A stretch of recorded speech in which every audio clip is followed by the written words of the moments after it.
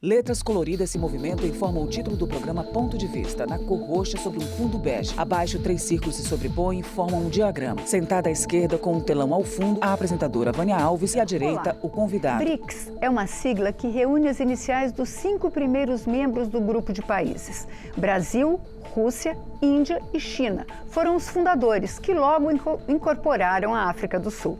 Fundado em 2009, o Fórum BRICS ganhou mais 6 integrantes e hoje responde por 39% do PIB mundial, tem quase 50% da população do mundo, produz 42% dos alimentos do planeta e responde por 24% do total das trocas mundiais. Mas afinal, o que é mesmo e o que visa esse grupo? É o que vamos buscar entender com o doutor em Relações Internacionais, Walter Desiderá, coordenador de Estudos de Relações Econômicas da Diretoria de Estudos Internacionais do Instituto de Pesquisa Econômica Aplicada. Muito obrigada, Walter, por ter aceito o nosso convite. Walter, o BRICS é um acordo, é um bloco, o que ele é? Walter Desiderá, Instituto de Pesquisa Econômica Aplicada. E ao programa, pela confiança.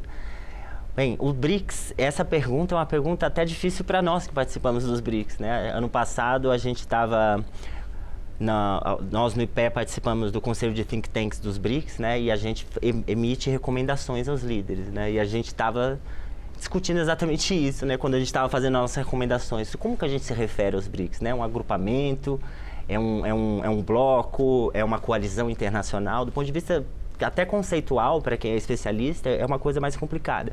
Mas, assim, para tentar assim, deixar mais... Walter gesticula enquanto responde. Simplificar, né, para o pessoal entender, né? O BRICS é um grupo que primeiro surgiu como um conjunto de países emergentes e grandes economias de mercado, né, que vinham com alto crescimento, e que os investidores no mercado financeiro foi identificado, né, por um economista chamado Jim O'Neill, que esse grupo ele tinha um potencial grande para investimentos, fundos de investimento que aplicassem, né, em ações, no mercado financeiro, né, para fundos de investimento. Mas a partir de 2008, após a crise financeira de 2008, né, e foi quando surgiu também o G20, né, que é o grupo das 20 maiores economias do mundo, a crise financeira internacional dos Estados Unidos, né, que se tornou mundial, né, que foi uma grande recessão que daí se seguiu, fez com que desse o ímpeto para que os países dos BRICS, que antes eram só uma sigla, que já tinham fortes relações também entre si, principalmente na ONU, né, eles vêm de um histórico de países que tem uma política externa, que a gente pode chamar de política externa terceiro-mundista, que antigamente a gente chamaria assim, né, e eles resolveram se unir em uma cúpula inicial em 2008, uma pré-cúpula em 2008 com ministros de Relações Exteriores, ministros de Economia, com a proposta de que após a crise, como esses países eram os que vinham crescendo mais, né, e no início eram só os 4 primeiros, né, o Brasil, Rússia, Índia e China, que a gente tivesse posições comuns para que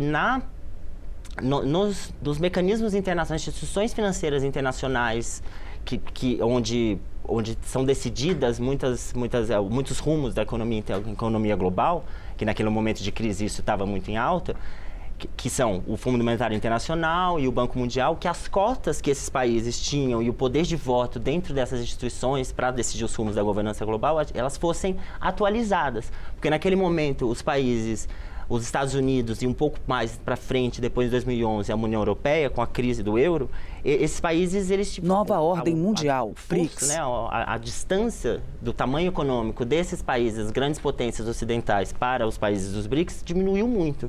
Então, ele surgiu com esse ímpeto inicial de pedir, né, por reformas nas instituições da governança global. E até hoje ele mantém esse ímpeto, só que isso foi alterando um pouco só a amplitude temática. Nesse sentido, você falou da visão terceiro-mundista, né? Uhum. Ele é criado em oposição aos blocos hegemônicos, aos países hegemônicos. E como é que ele se relaciona? É uma pergunta, não é uma afirmação. E como é que ele se relaciona com o conceito de sul global? Até lembrando de novo a participação que a gente teve ano passado, então no Fórum Acadêmico dos BRICS, né? Nós estivemos lá eu estive lá representando o IPEA, né? E eu trouxe lá uma apresentação, né, uma análise da política internacional, em que naquele momento, principalmente por causa da guerra da Ucrânia, e aí o embate, né, principal entre os Estados Unidos com a União Europeia, com relação à Ucrânia, contra a Rússia, né? E a Rússia fazendo a sua aliança com a China, a aliança que foi feita, uma nova aliança para a nova era das relações internacionais, uma aliança sem limites. Essa situação deu essa impressão, né, de que isso fosse uma reedição de uma bipolaridade, como era na Guerra Fria, né, do lado Ocidente contra o lado que agora estariam chamando dos BRICS.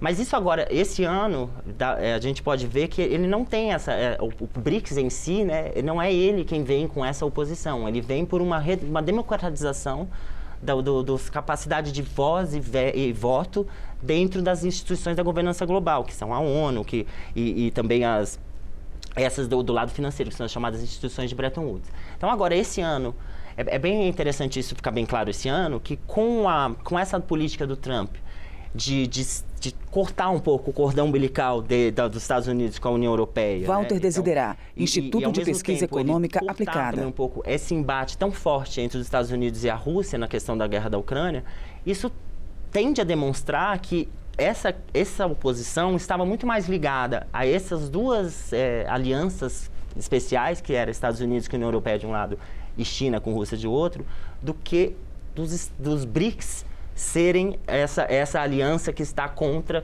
a OCDE, por exemplo, que é a Organização para a Cooperação e Desenvolvimento Econômico, que é a organização onde estão congregados principalmente as grandes potências. Então, o BRICS, e esse embate, ele ficava um pouco sem sentido, porque de um lado acusava o outro lado, o lado ocidental acusando de que o outro lado, assim, nós somos as democracias ocidentais contra países autoritários, né? E quando vinha falar nesse sentido como o BRICS inteiro, né, isso ficava um pouco fora de contexto, porque nós não somos um país autoritário, a Índia não é um país autoritário, nem a África do Sul é um país autoritário, né? E ainda mais, e com a entrada dos novos membros, aí essa narrativa parece que cresceu e ficou forte por causa de outros países que são acusados também de não serem democracias. Mas agora, com essa distensão, que a gente espera, pelo menos do ponto de vista dessas duas grandes alianças se combatendo, fica bem claro que os BRICS, eles vêm como uma aliança de países em desenvolvimento que estão em prol da distribuição, né, das riquezas no mundo, a redução das desigualdades em prol do desenvolvimento, do sul global, dos objetivos de desenvolvimento sustentável. É um grupo de países que advoga pelo multilateralismo dentro da ONU e que é dentro da ONU uma ordem mais justa, equitativa e uma transição energética que também seja igualmente sustentável. Então, esse é o perfil que agora a gente consegue visualizar melhor, talvez a partir desse ano, e talvez isso fique bem claro na cúpula brasileira, de que o BRICS ele reúne ali potências médias, né, e de grandes mercados emergentes que representam... Nova ordem mundial, BRICS. Um passo à multipolaridade, que a gente chama em relações internacionais, e não à bipolaridade. Então, nesse sentido, você falou da expansão do grupo, né? Entraram países muito heterogêneos. Sim. Né? A Indonésia, a Etiópia. Você acha que isso não pode fragmentar as propostas do BRICS? Ou eles continuam nesse mesmo sentido? Uma grande expansão, houve o G77, que é o grupo das 77 nações, é o G77 mais China, dentro da ONU, na época da Guerra Fria. Foi a partir deles que se deu início ao movimento dos não alinhados, que eram os países que não eram nem alinhados com o bloco capitalista nem o socialista durante a Guerra Fria. E o que aconteceu? Um bloco muito grande, né, em muitos países, eles começaram a perder a capacidade de construir consensos, apesar de terem uma identidade comum com países em desenvolvimento, né, começaram a perder a capacidade de construir consensos e de agir coletivamente, né? Quanto maior o grupo, né, a gente sabe isso na ciência política, quanto maior o grupo, a capacidade a dificuldade da ação coletiva sair sem alguém que banque, digamos, o custo da ação coletiva diminui. Então, quando aumenta o grupo, esse risco ocorre. Isso faz parte da teoria política. Mas o que ainda mantém esses países, né? O que ainda mantém esses países como um amálgama, né, para os BRICS expandido, né? Que são os BRICS mais os novos 6. São países heterogêneos, mas são países... A gente ampliou, né? Os BRICS conseguiram ampliar representantes da África, né? Então, agora eles têm uma maior representação de países em desenvolvimento do continente africano, que entra a Etiópia e o Egito, que são países da África branca, né? A Etiópia na transição, mas da África negra para a África branca, mas e o Egito da África branca.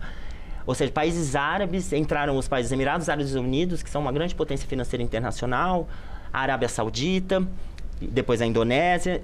Então, esses países que entraram como membros, todos eles, se você olhar para um histórico da política internacional, no próprios momentos, no movimento dos não alinhados, no G77, a gente tem ali um grande protagonismo da Indonésia, como uma potência que trouxe a proposta de uma nova ordem econômica internacional, onde houve a Conferência de Bandung, que foi a primeira conferência sobre a cooperação Sul-Sul, né, que é a cooperação entre países em desenvolvimento para sua emancipação e a redução das desigualdades, né, existentes entre os países e dentro deles. Walter Então, Desiderá, Instituto de Pesquisa Econômica Aplicada. Esse mesmo ímpeto, né, e que agora vem ainda, do ponto de vista do Sul Global, vem com uma mensagem ambiental, né, do desenvolvimento sustentável, da necessidade de recursos financeiros para que os países envolvidos, né, disponham de recursos financeiros para investir e financiar a transição energética, onde ainda há florestas, né,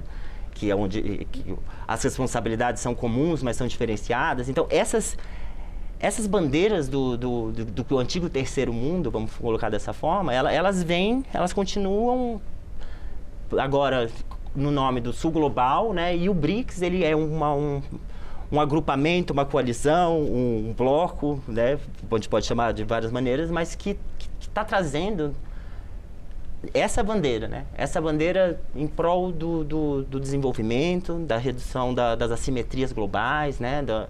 E agora, hoje em dia, quando a gente fala em pegada de carbono, a gente vê o tamanho da pegada além da assimetria de riqueza entre os países, né? Você vê aquele que é mais rico, a pegada de carbono dele é extremamente, infinitamente, às vezes, maior do que a de um país que sofre com pobreza, com fome. Então, essa redução dessas assimetrias é a grande bandeira, né? Que deve guiar os BRICS. É aí que os países se encontram, né? Esse rumo que diferencia ele, por exemplo, de um G20. Sim, porque o G20 financeiro, né, que é esse que foi lançado pela primeira vez que eu tinha falado, né, na cúpula de na crise de 2008, aí teve a primeira cúpula do G20 que foi lançada, inclusive era governo Lula e governo Bush, né? O governo Bush que chamou a gente... Nova Ordem Mundial, BRICS. O G20 é um lugar onde se encontram as grandes potências e as emergentes, são as 20 maiores economias do mundo. Então, naquele momento, a China ainda, ela era a terceira ou quarta economia, se eu não me engano, em 2008 ainda, mas... Você tinha ali, aí você vinha com as grandes potências ocidentais, Estados Unidos, os países da Europa Ocidental, Japão, Canadá, Coreia do Sul, acho que chegava já no G20, mas aí você tinha os emergentes. Então era um ponto que no G20, ele tem o papel de colocar para conversar esses perfis diferentes de estágio de desenvolvimento dos países, mas que são grandes mercados, que são grandes exportadores, grandes importadores, né, de alimentos, como vocês colocaram na abertura, grandes players, que nós chamamos do comércio internacional. Então, é ali onde há essa conversa entre esses dois perfis. Não queria colocar como dois lados, porque é exatamente isso que a gente não quer colocar aqui. Que há uma oposição ideológica. Mas é essa visão de que a oposição é ideológica, que você está... Que é de um lado democracias de mercado ocidentais, liberais, e de outro lado seriam... ditaduras que são intervencionistas, que não respeitam as regras do jogo. Essa é uma narrativa que, além de não ser verdade, porque não é isso que representa os BRICS todos, se você quiser dizer que a Rússia tem um comportamento assim A, B ou C, ou a China, ou até mesmo o Brasil quiser apontar que é um país protecionista, então ele não é um país liberal no comércio internacional, tudo, a gente consegue colocar nesses termos, mas não são esses os termos dos quais os BRICS estão colocando. Walter Desiderá, Instituto de Pesquisa Econômica Aplicada. Um oposicionismo, um antagonismo, digamos, em relação ao Ocidente. Porque qual o antagonismo do ponto de vista dos BRICS? O que os BRICS colocam é o seguinte, é um terceiro mundismo que evoluído a sul-globalismo decolonial. A gente quer não depender dessas orientações, né? Eu vi um artigo seu em que você disse que os BRICS foram muito importantes na preservação do crescimento econômico dos seus integrantes na crise de 2008. Como é que isso se dá? Porque as relações entre os BRICS, e nesse caso a gente não pode deixar de destacar que a China ela é o grande, do ponto de vista econômico, né? é o grande, se for chamar dessa forma, o grande líder dos BRICS, né? O tamanho da economia chinesa, ele é comparável talvez a soma dos outros demais. Eu acho que é maior, eu diria aqui, fazendo uma conta aqui, mas é maior do que a soma dos outros 4, né, do tamanho econômico. Então, como a China manteve o seu crescimento após a crise de 2008 e os outros países também fizeram uma política anticíclica, né, de intervenção do Estado na economia para não se deixar contaminar pela crise financeira e o mau humor dos mercados financeiros que vieram, os sinais nasceram na crise dos hipotecária americana, você pega as taxas de crescimento ali na época, né, você tinha uma média negativa ali, de 2009 a 10, entre os países que estavam na fonte da crise financeira, né, que é os Estados Unidos e um pouco depois os países europeus, que estavam muito contaminados. E os países dos BRICS naquele momento não, mas depois isso foi atingindo, o Brasil, a gente sabe, a partir de 2013 essa crise atingiu feio aqui no Brasil e o nosso crescimento começou a ter problemas, a gente teve crise política, a gente teve várias questões. Mas assim, naquele momento ali, que eu não sei, acho que eu escrevi o artigo que você deve estar se referindo, é um artigo daquela época, né? E naquela época, assim, esse diferencial de recuperação, ou seja, se um grupo de países que lidera a economia global, tem um grande percentual do PIB, ele começa a crescer negativo, e outro grupo de países que tem lá um 25%, mas está crescendo a 12%, esse esforço diminui, né? Então, essa recuperação, a gente está ligado a esse outro grupo também, porque ninguém está desligado também de todos os grupos. É por isso que depois a contaminação aconteceu, né? Tanto da economia chinesa teve desaceleração. Aquela época eram taxas de 12%, 15% chegava a ter anual de crescimento da China, né? E hoje estamos numa média aí de uns 5%, 6%, né? Então, essa desaceleração aconteceu. Nova ordem mundial, BRICS. A interdependência econômica é uma grande chave, também diferencial, quando a gente vai comparar e querer fazer alguma analogia com a Guerra Fria, que não faz sentido hoje em dia. Porque na Guerra Fria, você não tinha essa interdependência entre o lado da União Soviética com o lado dos países ocidentais, da Europa Ocidental e dos Estados Unidos. Hoje não, hoje existe uma enorme interdependência, né? No mundo inteiro. No mundo inteiro, e da China com os Estados Unidos. É enorme. Eles mesmos estão agora com essa guerra de tarifas de 150%, cada um para o outro lado, né? E eles dependem muito uns dos outros. Então, isso aí é o... E qual a importância, Walter, do Banco do BRICS? Qual o papel dele nesse grupo? O banco foi uma iniciativa do lado do arranjo contingente de reservas que os BRICS lançaram em 2014, aqui em Fortaleza, no Brasil, na cúpula do Brasil, que ele teve a intenção, né, de suprir. Então, era na mesma lógica, né? Se no Banco Mundial, que é o grande banco que vai ajudar a ter recursos com acionistas nacionais, dos estados nacionais, são acionistas, né, com recursos para investir e superar os problemas do desenvolvimento no mundo, né? Walter Desiderá, Instituto de Pesquisa Econômica Aplicada. Depois da crise, ele não estava entregando, né, o crédito que se esperava, né, principalmente do ponto de vista dos países em desenvolvimento. O banco foi criado justamente para complementar essa falta de crédito no mundo, porque após a crise de 2008, mais uma vez, a gente tem que voltar nela, mas após essa crise houve uma baixa muito grande do crédito no mundo, né? Da liquidez de crédito, até que isso fosse revertido por políticas expansionistas monetárias específicas para isso, que houve depois a partir de 2011. Mas essa necessidade de crédito, que é uma coisa que existe até hoje, né?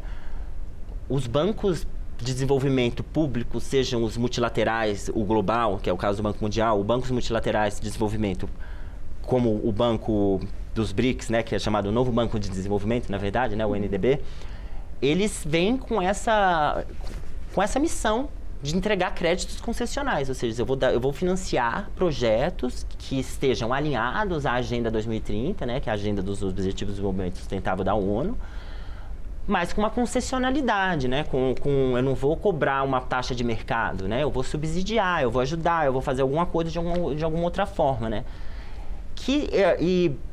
E vinha uma crítica, que isso já é uma crítica mais ampla da chamada cooperação Sul-Sul, dos princípios da cooperação Sul-Sul, que sempre criticaram que a cooperação recebida dos países desenvolvidos, ela vinha ligada, ela vinha conectada a que eu vou te emprestar esse dinheiro, mas eu vou te fazer essa cooperação, vou te doar esse projeto, mas aí você tem que seguir tal política de política pública. Nova Ordem Mundial, BRICS. Ele vem também com essa mesma crítica também, mas isso é uma coisa mais ampla, né? E que os países desenvolvidos vêm reconhecendo, inclusive, agora na maneira de contabilizar os fluxos de ajuda, que se chama, né, da assistência oficial ao desenvolvimento, que a OCDE presta. A maneira de contabilizar o que vai incluir, o que é concessional, a maneira de avaliar o que foi feito, tudo isso já vem evoluindo bastante no mundo e tem a ver com as demandas dos países de desenvolvimento, ou seja, evoluindo no sentido até que ponto foram usados capacidades locais, quando eu fiz um empréstimo para ajudar a desenvolver eu fiz um empréstimo lá, mas eu condicionei que fosse a minha empresa que vai lá fazer a construção. Isso não é legal, né? Se eu estou querendo o desenvolvimento do outro país. Então, esse tipo de crítica, o novo Banco de Desenvolvimento, ainda vindo com uma agenda, já na nova agenda do desenvolvimento, que é o desenvolvimento sustentável, né? Também com projetos que tragam busquem também transferir de tecnologia, né? de verde, né? Para a transição de energias renováveis. Ele vem com esse propósito principal, né? Bom, a gente tem pouquíssimo tempo, mas eu queria encerrar com uma pergunta. Eu sei que é complexo demais, mas essa questão de criar uma moeda em alternativa ao dólar, né? Isso é viável e para quê? Porque eu sei que é muito complexo responder isso, mas se você puder nos esclarecer. Eu vou tentar esclarecer primeiro em duas partes. A primeira parte, não há essa proposta dentro dos BRICS, né? Hoje, assim, pode ter sido levantado, em algum momento foi levantado alguma coisa porque tinha a marca das moedas dos 5 países começarem com R, o real, o rand, a rúpia, o renminbi e o rublo, lançou uma certa hype, vamos dizer assim, em torno do 5R, a moeda dos BRICS. Mas isso não está em debate. Walter Desiderá, Instituto de Pesquisa Econômica Aplicada. Disso, né? O objetivo era, depois do que aconteceu, né, com a guerra da Ucrânia, as sanções dos Estados Unidos e da União Europeia contra eles, contra a Rússia, né, para não poder mais usar o sistema de pagamento do SWIFT, né, tentar proibir que eles fizessem... Que é um sistema de pagamento internacional. Isso, do SWIFT, que é o que? O do dólar, ou seja, e tentar dificultar o acesso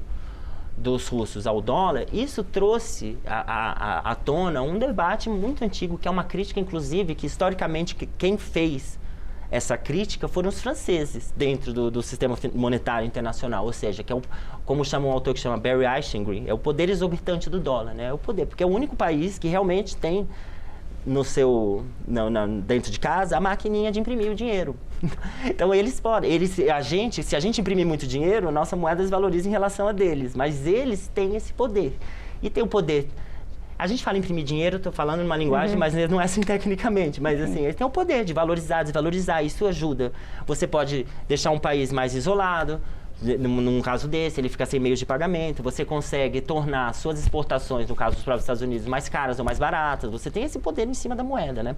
Então, é esse tipo de privilégio exorbitante que é um autor americano ou inglês, vocês me perdoem, mas é o Barry Eichengreen, eu creio que ele é americano mesmo. Nova Ordem Mundial, BRICS. Ele sempre levantou esse ponto, né? É um privilégio. Então, quando se diz em desdolarização, é um debate que não é o BRICS querendo ter uma moeda que vá substituir o dólar. É que o sistema monetário internacional seja mais justo, que esse privilégio não seja de um país só.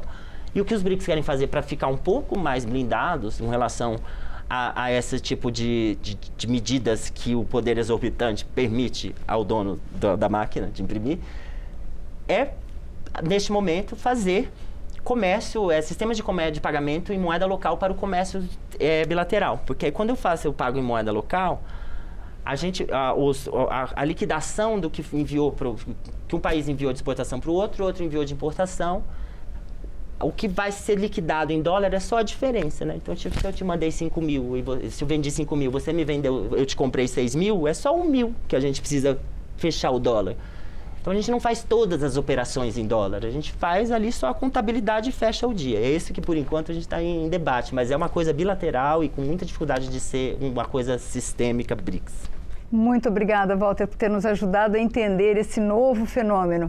Neste ponto de vista, nós conversamos sobre o que é o BRICS, seus objetivos e seu papel nas relações internacionais mundiais com o doutor em Relações Internacionais do IPEA, Walter Desiderá. Se você quiser rever ou compartilhar este programa, vá ao nosso canal no YouTube. Obrigada pela audiência e até a próxima. Vânia Sorri.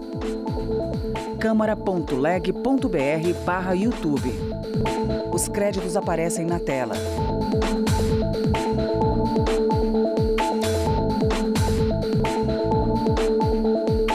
Câmara dos Deputados. Brasília, abril de 2025.